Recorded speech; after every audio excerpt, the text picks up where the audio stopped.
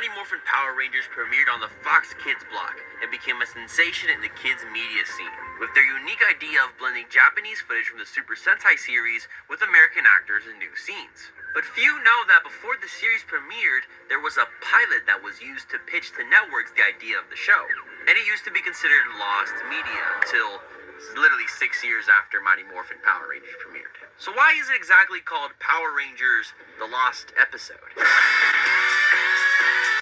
For Mighty Morphin Power Rangers, the OG Day at the Dumpster. And apparently this was promoted as a lost episode of Power Rangers, which I really don't think it is. I think there's actual lost episodes out there that just weren't made or were scrapped. This is like what happened when Super Mario Bros. Released the Lost Levels. It was just Super Mario Bros. 2. But they had that in America. And do I gotta explain this story to you guys? It wasn't a Lost Levels. It's all marketing. This was just pure marketing.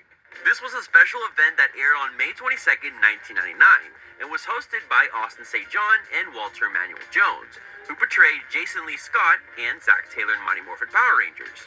The fact that it aired in 1999 was pretty weird because this is when Power Rangers Lost Galaxy was happening. And if you're keeping count, that was 6 years after Mighty Morphin Power Rangers. You just passed the 5th anniversary. Why didn't you show it for the 5th?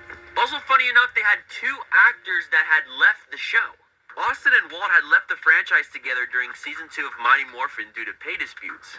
Yeah, it was true that ASJ did return as the Zeo Gold Ranger, but this was Walter Jones' only return to the series for nearly 30 years, until his time on the Once and Always Netflix anniversary special. They were here to talk about the history of the show, give some love, and show you guys the original Day of the Dumpster. I don't know why I'm saying you guys like it's now. I wasn't even born in 1999, I was just a little... A pilot for Power Rangers was made years ago, though, with Bioman, another Super Sentai series, but a more recent pilot from 1992 showed a lot of stuff different from what actually aired in 1993. But that's for later. Let's talk about this lost episode marketing thing. The intro was awesome, I gotta give it that, showing all the different Ranger cast members in a collage-type format.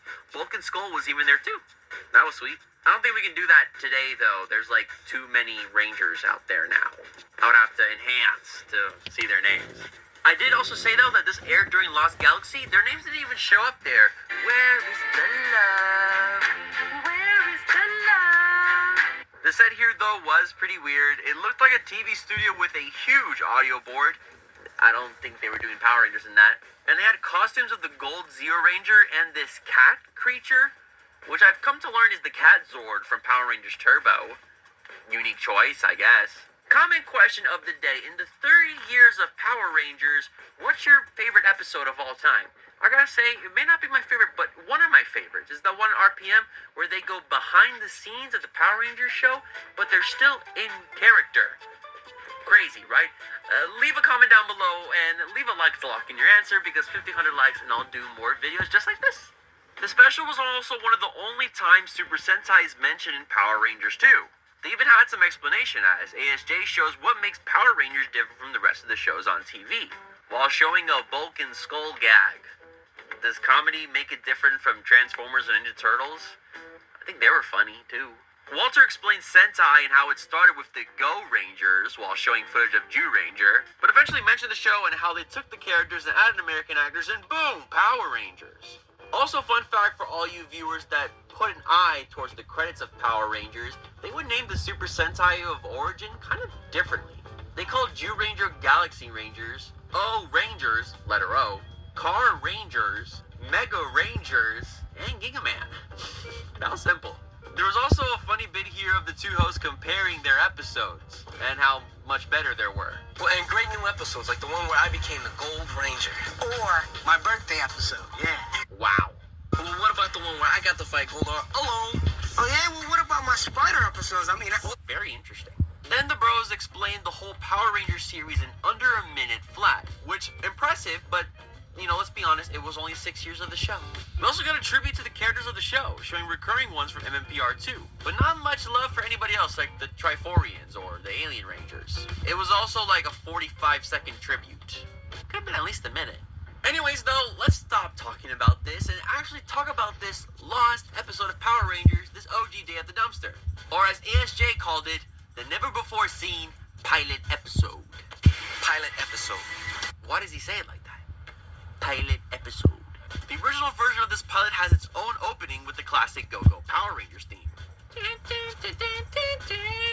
It's been the same. They didn't change it. We opened to this bowling alley. No Ernie, no juices, community center. We just get bowling. Also, no banana shakes. Banana shake. You know what will never be lost to me, though? The E-Squad. Subscribe and notification bell to join the E-Squad today. And who knows, you might be one of the E-Squad comment of the day. Bow! Leave a comment down below, put the E-Squad in it, and you might be in the next video. Because if you're not, you'll be lost to time. Zach is out here smacking Jason butts. Billy and OG Trini talk geek. And Kimberly's even more of a valley girl than in the actual show. Full on splatting food on this 1950s ass villain. And his 90s looking villain group. Mafia members. Kimberly here is definitely far more self-absorbed and selfish than we've seen her in the actual show. And this mafia, like, Bulk and Skull does not work in an Italian Sopranos looking mafia. They're supposed to be goofballs, not actual jerks. I think they missed the point on that one. But they changed it, so I guess it doesn't matter. Also, I just realized, where's Skull? I forgot to mention that. But honestly, having the Mafia chase the Power Rangers would have been funny. They didn't do this until Power Rangers RPM. So guess what happens next? The teens start fighting each other. Literal physical assault. Jason kicks Bulk in the face so much that Bro is a strike. A bowling ball can truly be a weapon in hard times. Also, Bulk, what happened to Bro's hair? Why am I talking like this? Bulk's hair is weird. Why are we doing this? Billy also gets a funny moment in this as well. This is just crazy, though, in general, seeing this fight happen, because this is more violent than anything Power Rangers actually shown. Like, I understand why this was lost for 6 years. Why do you want to see this?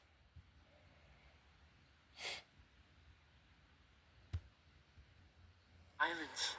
Because as far as I know, in the actual Power Rangers franchise and universe, it may have happened once or twice. Correct me in the comments, but the Power Rangers don't physically assault other humans. They weren't Power Rangers though, but just saying. That's what Psycho Rangers are for. But let's get away from the gruesomeness. Let's talk about other differences. Billy's glasses, everybody? They're different. Also, I got new glasses too, huh? This ain't no pilot episode. But yes, the other difference here is that there's another Trini, an OG Trini, Audrey Dubois, who played Trini in this version instead of, the beloved Toy Train. But you may be asking, why wasn't she in the main show? Well, basically it was because that Audrey wanted a pay raise, a little more money than she was originally going to get for Trini. So what does Saban do? Fire her and replace her. I guess that solves everything. Moving on to Rita's dumpster scene, it was pretty much the same as the original, but what is Finster's voice? After 10,000 years, it's good to be free again. Gross. Rita starts an earthquake. Also, I feel like they redid the lines for Rita here because she sounds different. Jeez, you made me step in a puddle, you idiot. Not as, loud and annoying and headache-inducing as in the actual show. Do you see what I did there? You get the reference? We cut to Zoltar and Alpha in this neon-looking command center. I'm gonna be honest, I like Zoltar's voice better. Kill me. Hate me in the comments if you will. Also, Zoltar, different name from Zordon. Zoltar kind of sounds like what is it? Like one of those vibe readers at the arcade. What are those called? Zoltar also seemed to be more expressive in this version than Zordon, visually showing his teeth and laughing along with Alpha, which, by the way, was also pretty weird in this version. It looked like a box, like a telephone box. Like they had $2 in a dream when they made this outfit for Alpha. It looks like a PC tower, but they gave him a mohawk, though. Eh? I can't do that. Alpha does it better than me. I'm glad they went back to the drawing board on that one, though. Alpha, new Alpha, best Alpha. The Rangers then get teleported to Zoltar's command center by literally getting stretched, like they're Elastigirl or something. It looked pretty gruesome. The following scene is pretty accurate to what happened in the actual day of the dumpster. The Rangers don't believe that Rita has a bike and can ride it in the sky. Me either, to be honest. Zoltar then explains the powers as the Rangers turn into dinosaurs instead of their Ranger forms in the Arid pilot. They even prepare a little pose while they do that. That is horrific. I don't want to turn into an animal. This is not the Animorphs. Which, by the way, did you know they had 54 books in that series? I did not. We also get what they call the Transmorphers. And they did. We get the putty fight going on. Did they always stand like that so menacingly? What a bunch of goofballs. Whatever. It's morphin' time. Obvious Jew Ranger morphers and Jew Rangers in the background of the morph. Tyrannosaurus. Jason does not sound excited.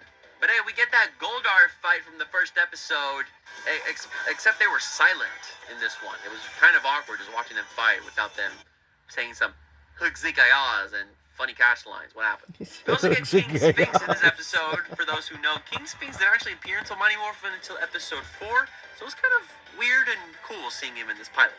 They all summon the Zords, and also they're talking during the transformation sequence. Did that happen in the show? Yo, this is Zack. Evil Master Droid are right on target. Also, the Megazord, the Dino Megazord, is called the Mega Dino Droid. Megazord is a much cooler name. Go Power Rangers! Last scene, Billy does a split.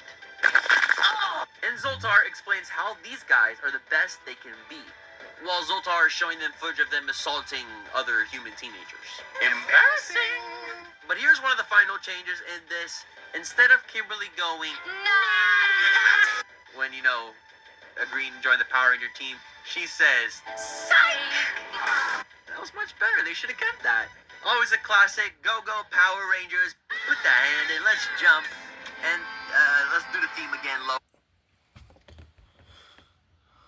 Alright, what'd y'all think about the lost episode if y'all watched it? Let me know what y'all think about it and subscribe. We'll have more. Go Power Rangers. I'm out.